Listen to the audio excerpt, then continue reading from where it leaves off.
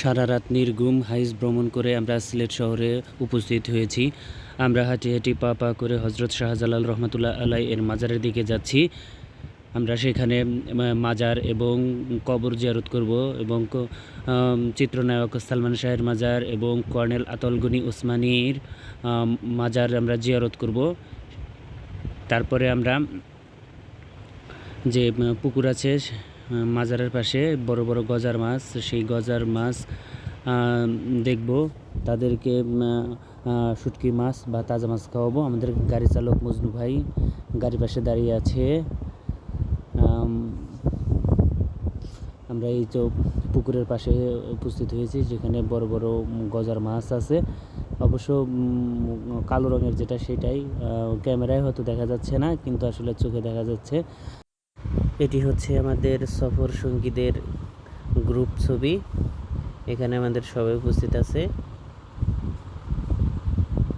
এটি হচ্ছে বোলাগঞ্জ, সিলেটের বোলাগঞ্জ, যেখানে উঁচু উঁচু পাহাড়গুলো ভারতের এবং কি পাহাড়ের পাদদেশ থেকে বাংলাদেশের সীমানা শুরু। সেই পাহাড় বেয়ে বেয়ে পানি আসছে, সেই পানির উপরে পাথর, সে পাথরের উপরে লোকজন বসে ছবি তোলে। একখানা ছবি আমিও তুলেছি। এখানে দিন বাড়ার সাথে সাথে পর্যটক এসে উপস্থিত হয়। হাইস বাস নিয়ে সবাই উপস্থিত হয়ে প্রাকৃতিক নৈসর্গিক লীলাভূমি দেখে।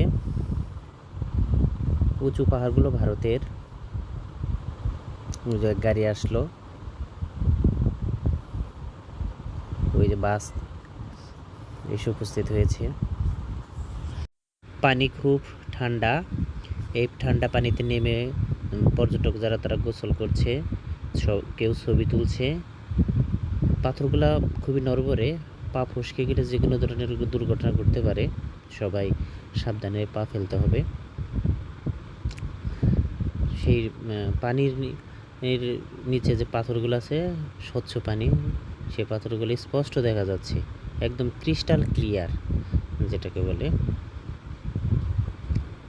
দেখেই শান্তি। শত শত দর্শক এসে উপস্থিত হয়েছে। আমাদের সোহেল ডাক্তার পোজ দিচ্ছে, সুমন মামা ছবি তুলছে। এই ছেলেটা আমাদের গাইড। ছেলেটা খুবই নম্র, ভদ্র এবং মার্জিত, ভালো একটা ছেলে। কক্সবাজারের মতন চৌকি যুগে মানুষ বসে বসে নৈসর্গিক লীলাভূমি অবলোকন করছে। আমরা এখানে নৌকা যুগে পৌঁছেছি। ধন্যবাদ সবাইকে।